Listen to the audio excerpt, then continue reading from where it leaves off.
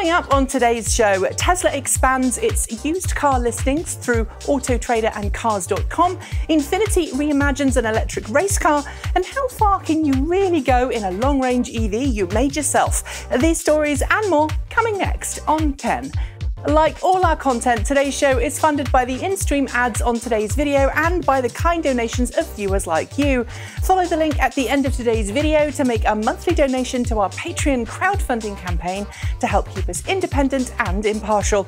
And if you're already donating, thanks for your continued support.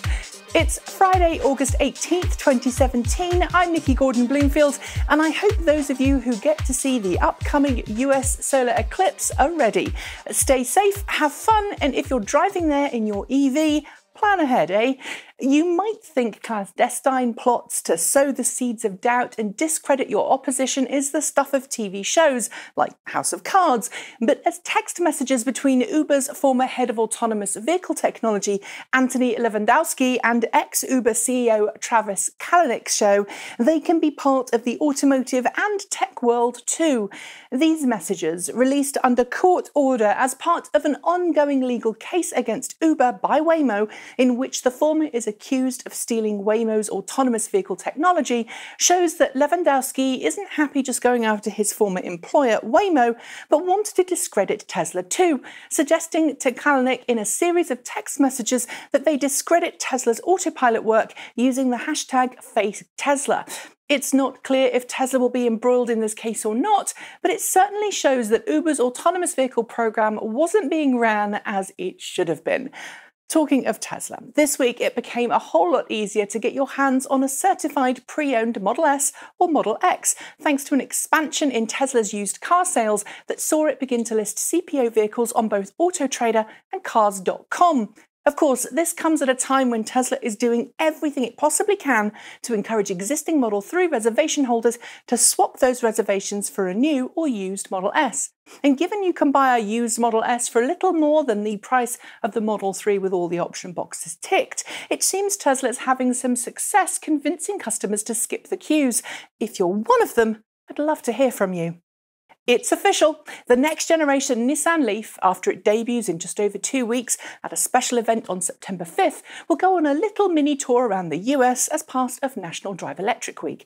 Running from September 9th through until September 16th, there are plenty of events taking place across the US and a few other countries too, celebrating the joys of plug-in cars. And while you won't be able to see the 2018 Leaf at every event, it will put an appearance in at events in California, Massachusetts, Washington State, Oregon, New Jersey and Georgia. So if you're in those states, check the Drive Electric Week website for more info.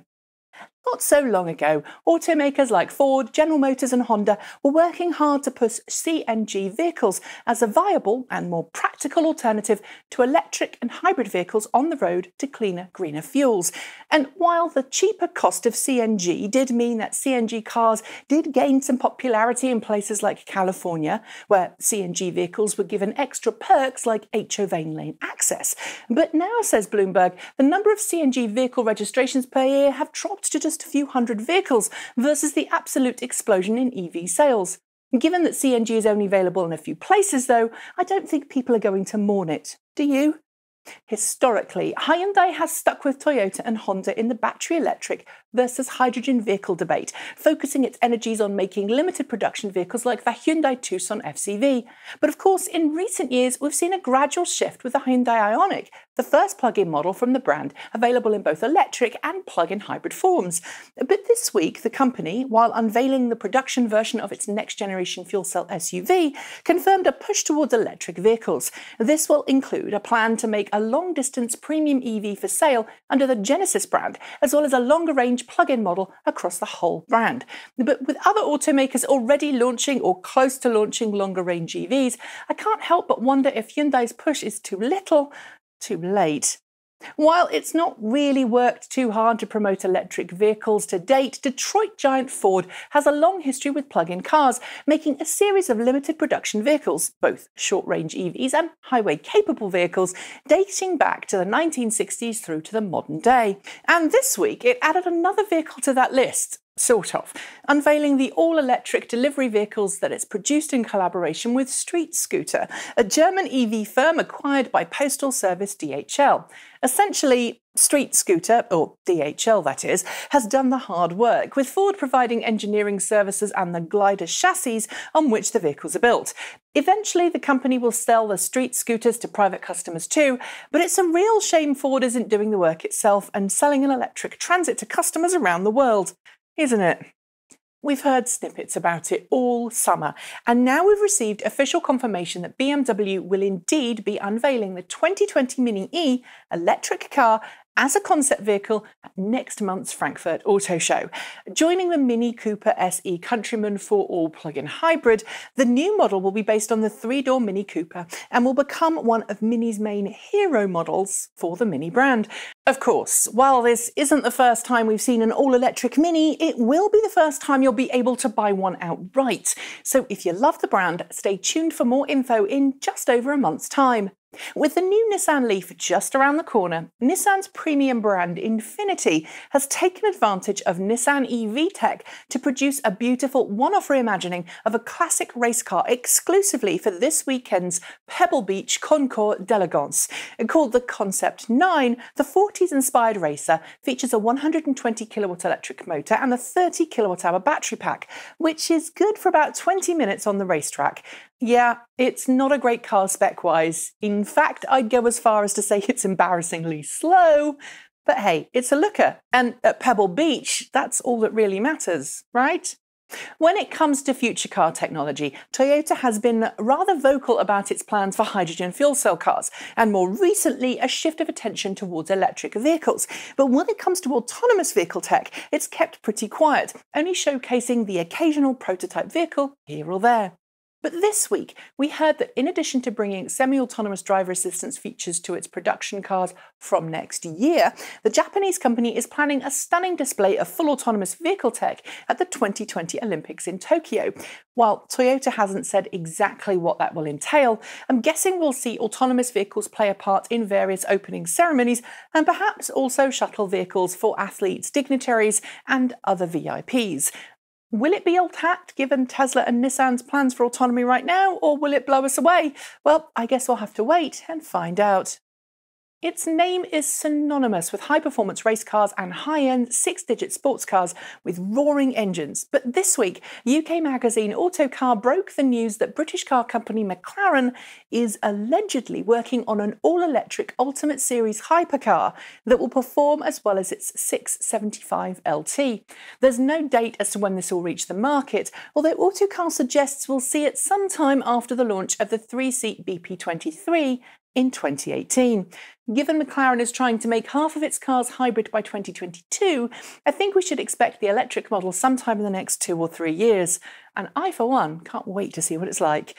Just 1 week after Intel announced its intent to bring some 100 Level 4 autonomous vehicles onto the roads as part of a global autonomous vehicle test fleet, the hardware manufacturer has announced that Fiat Chrysler has just signed a memorandum of understanding to join BMW and Intel's recently acquired autonomous vehicle arm Mobileye in a number of different autonomous vehicle programs. What is perhaps interesting about this is the fact that Fiat Chrysler has previously worked with Alphabet's Waymo on autonomous vehicles. And while it's not clear if this partnership is ongoing, it shows that FCA is keen to catch up to the autonomous vehicle development being carried out by the rest of the auto industry. As any company executive will tell you, it's tough to keep your company's core values intact as the company gets bigger, especially when that expansion happens so quickly as it's done with Tesla. But while Tesla has changed a lot since those first eager Roadster owners slapped down cash for a car and took Tesla changing the price on the chin, more recent customers aren't always finding it easy to talk to someone who can help them with any problems they may have with their car or their service. Which is why, following a recent lawsuit filed against it, Tesla has announced it's streamlining its complaint and feedback process so that owners who are getting less than stellar help, or who just want to say well done, can talk to an executive a lot sooner. It's not clear if you'll be able to reach out to Elon Musk in this way, although I suspect it will be, so I'm very keen to see if this streamlining will improve customer experiences or not.